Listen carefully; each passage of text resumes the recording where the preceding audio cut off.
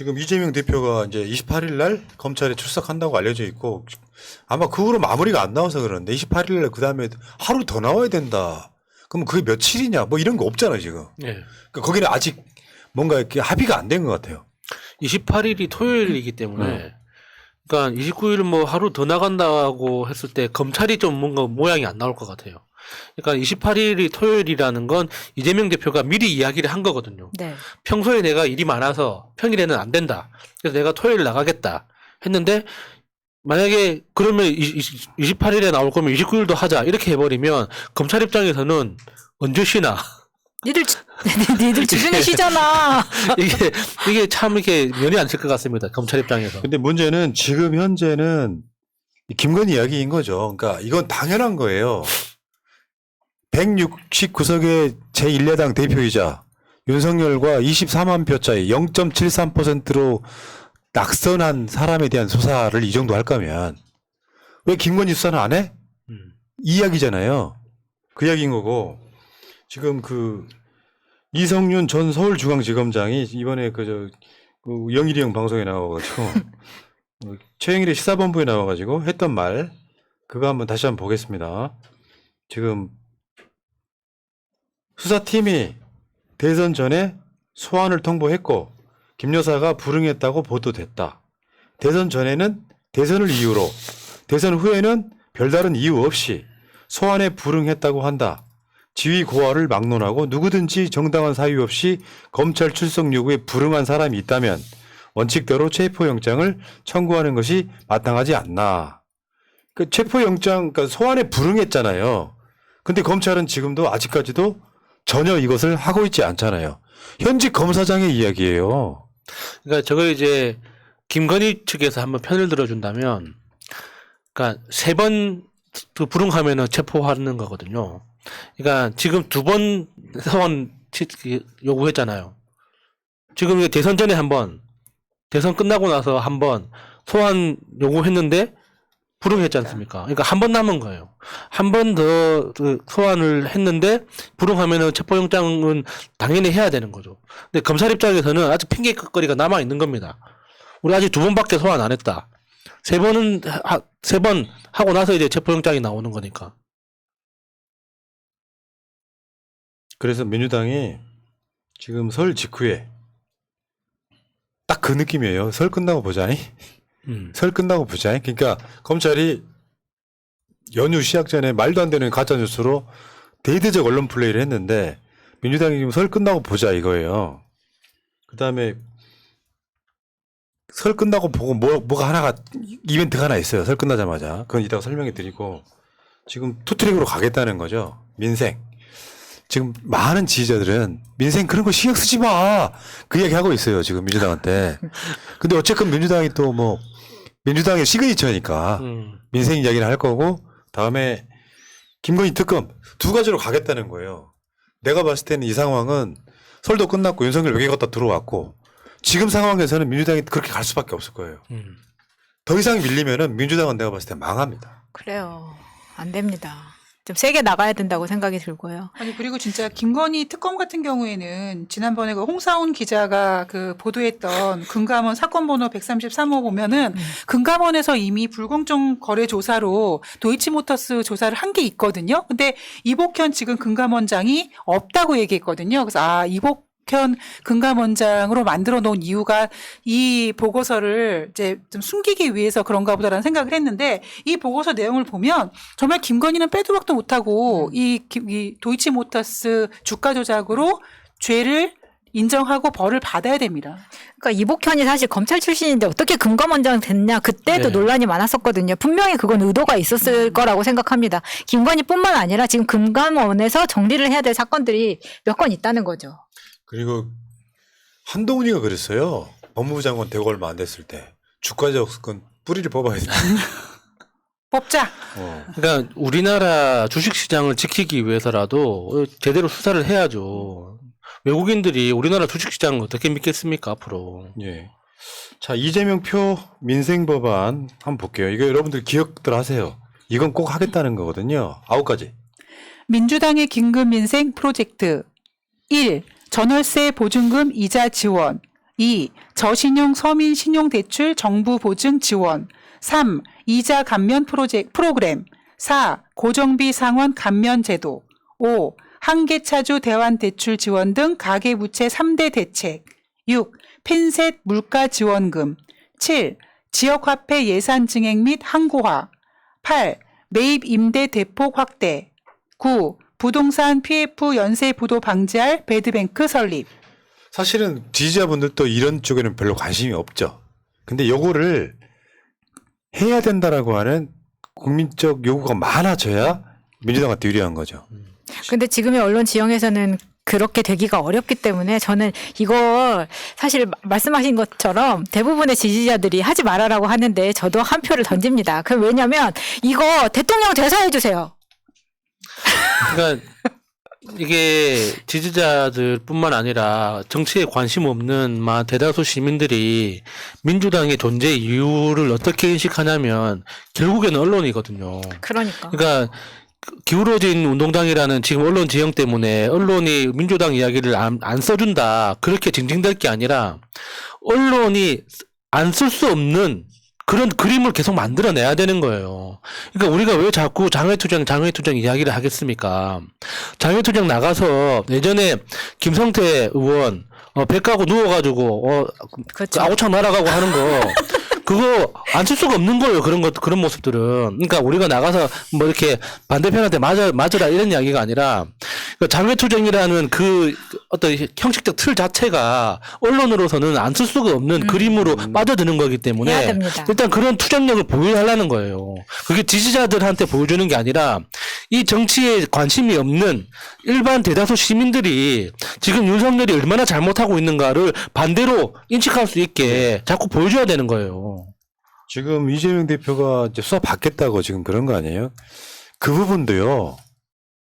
이게 있어요. 좀 체계적으로 싸웠으면 좋겠어. 근데 변호사들만 대동하고 민주당 국회의원 따라오지 마 그러면 이재명 대표가 그게 본인의 모든 마음이겠어요? 이재명 대표는 태도로서 내가 떳떳하니까 변호사만 데리고 대동하겠다라고 이야기하고 나머지 국회의원들은 아 그래요 대표님 말 충실히 따르겠습니다 하면 안 되고 그 28일 날 그러든 말든 개인의 자격으로 국회의원이 한 150명 나간다고 생각해봐. 개인의 자격으로. 그렇게 좀 끌어가야 된다고 생각하는 거예요. 그리고 본인들 지역구에 이제 국회의원이 나갔다. 그러면 그 국회의원을 지지할 수 있는 방법은 한 가지입니다. 지역구 깃발 들고 나오세요. 그래서 이번 28일 날은 굉장히 많은 사람들이 나갈 걸로 예상이 됩니다. 28일 날 서초동 중앙지검 앞으로 오시면 돼요. 그리고 민주당이 하나 더 김건희 특검 주장해야죠. 지금부터는. 실제로 그거 하려고 하고 있어요. 그러니까 결과물이 없으니까 이제 굉장히 많은 사람들이 좀 불편해하는데 그 이야기 좀 해볼게요. 김건희 수사를 일단 요구를 해. 근데 검찰이 할 리가 만무하잖아요. 그러면 언제까지 똑같은 주장하면 안 된다고. 언제까지 수사를 하지 않으면 특단의 조치를 취하겠다라고 하는 거예요. 뜬금없이 계속 똑같은 이야기 하게 되면 어떤 느낌이 드냐면 그러니까 정치적 구호에 끝나버린단 말이야. 예를 들어서 1월 말까지 김건희 수사를 검찰이 하지 않으면 2월 달에 우리 김건희 특검 추진하겠다 해. 그 후에 윤석열이 거부권 행사하고 이런 거 아무런 문제가 안 돼. 결국 도움돼요. 자, 한번 봅시다. 그래서 민주당이 뭘 하냐면 설 연휴 끝나자마자 김건희 주가 조작 사건 설명회를 개최합니다. 다시 한번 설명을 해주는 거야. 김건희는 주가 조작 사건의 굉장히 중요한 공범이자 주범이야. 이 이야기를 설명을 하면 언론들이 안 쓸 수 있나요? 네, 저는 그 설명회의 설명을 하는 대상이 지금 현재 민주당 의원들이어야 된다고 봅니다. 그러니까 지금 그 김건희 TF에 들어가 있는 몇몇 국회의원들 말고 실제로 우리가 이렇게 지금 방송에서 이야기하는 만큼의 디테일을 알고 있는 국회의원들 많이 없다고 보거든요. 그러니까 이게 김건희에 대해서 그냥 인상으로서 그냥 나대고 다니는 여자, 뭔가 좀 기센 여자 이 정도로만 이해하고 있는 국회의원들이 더 많은 게 아닌가 하는 의심이 듭니다. 그렇지 않고서야 그러니까 심각한 태도가 안 보이는 거예요. 김건희가 그 저질렀다고 지금 의심되고 있는 이 주가 조작, 이게 얼마나 심각한 일인지에 대해서 우리만큼의 심각성을 느낀다면은 국회에서 그렇게 못할 거라고 보거든요. 그러니까 설명회의 대상이 당원과 국민 또 당연히 포함되겠지만 진짜 지금 169명 그 국회의원들을 대상으로 해서 진짜 제대로 설명을 한번 해야 된다고 봐요.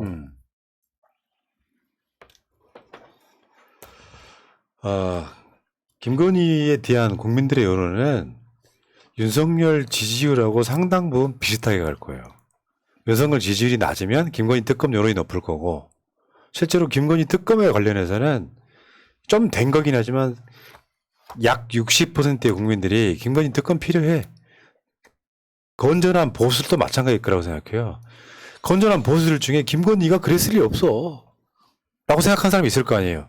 그러면 윤석열 임기 내내 물고 늘어질 김건희 주가 조작을 오히려 털고 가는 게 도움됩니다. 그런 과정에 국민들은 김건희 특검 하자. 왜냐하면 지금 현재 검찰은 수사를 못해요. 윤석열 따까리들이 어떻게 김건희를 수사를 합니까? 현실적으로. 그러면 특검을 해. 특검을 지금 민주당이 지금 당장 특검을 들고 나와서 특검법 발의해도 국민들 욕하는 사람 없어요. 네. 어차피 반대편이 있어. 국민들 51%만 저거 이상하다고 느끼면 끝나는 거예요. 근데 더 중요한 거. 민주당의 대표적인 사람들이 가장 모자란 게 윤석열이 거부하면은 오히려 땡큐지. 생각 한번 해봐요. 다수의 사람들 중에 이 김건희는 주가 조작 사건에 연루되어 있다라고 알고 있어요. 근데 윤석열이 그걸 거부권 행사해. 그러면 한 거야. 했네 했어가 된다고요. 네. 이게 만약에 발의돼서 올라오면 윤석열이 거부권 행사를 못 한다는 거예요.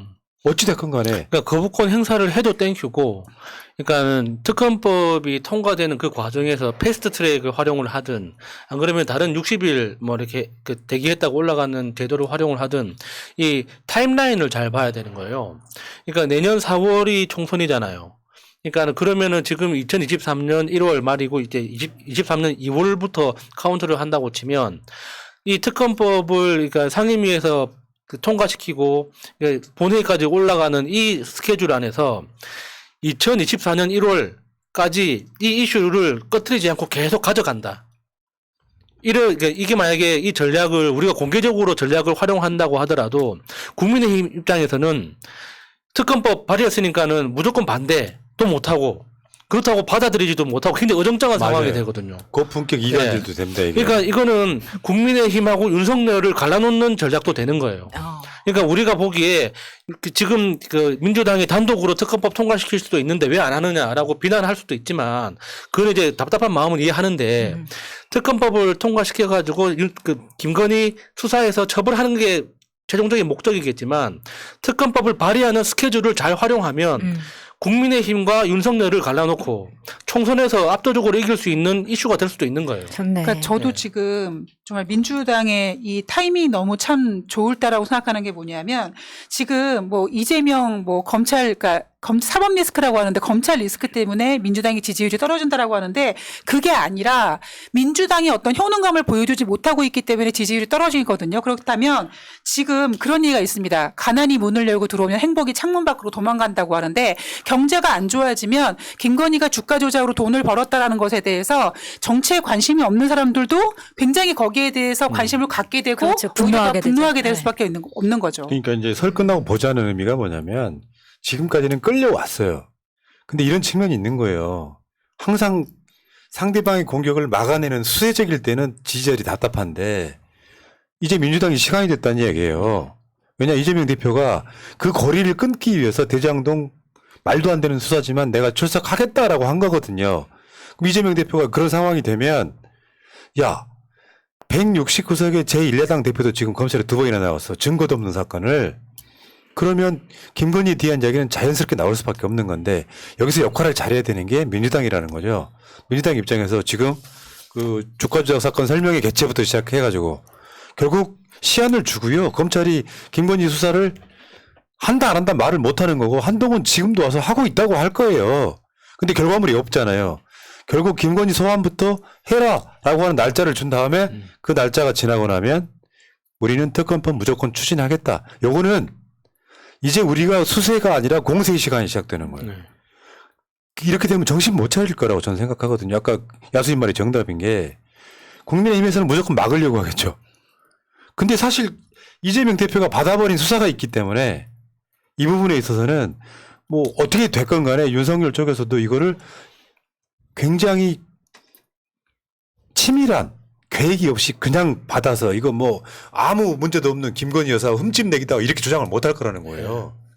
뭐 너무나 많은 것들이 나와 있기 때문에. 그러면 사실 국민의힘에서 이제 김건희 특검을 받아야 된다는 놈, 말도 안 되는 정치 공세라고 하는 놈 막 섞여 있을 거예요. 윤석열은 이제 그거를 기사를 검색해 보고 있다가 아이 새끼는 원래 그런 새끼인데 하면서 이제 서로 간에 치면서 쫙 갈라진 소리가 들릴 텐데 그 활용 카드로서도 김건희 특검은 굉장히 유효하다. 네.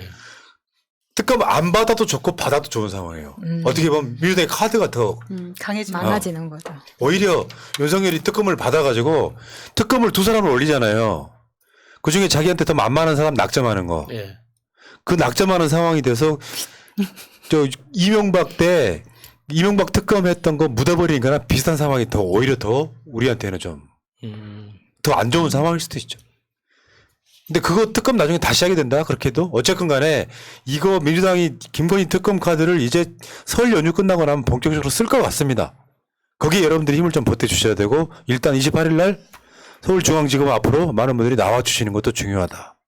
왜냐 저쪽에 한 줌도 안 되는 그 똥파리급 그거 유튜버들 나와가지고 이재명 대표 모욕한단 말이에요.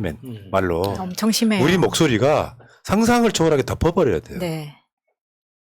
진짜로 속없이 나오지 마세요 하니까 다 안 나가는 그 눈치 바보야 바보. 네, 그래도 최소한의 EQ라는 게 있는데. 뭐 나오지 말라고 했더니 엄청 많이 나왔네. 에이 들어가요 하고 딱 들어가는 거네. 그렇죠. 딱 차에서 내렸는데 그러니까 이 서초동이잖아요. 그러니까 우리 또 기억이 있지 않습니까? 서초동에 대한 기억이. 나올 때 깜짝 놀라게 해야죠. 네. 자 오늘 방송 여기까지 하겠습니다.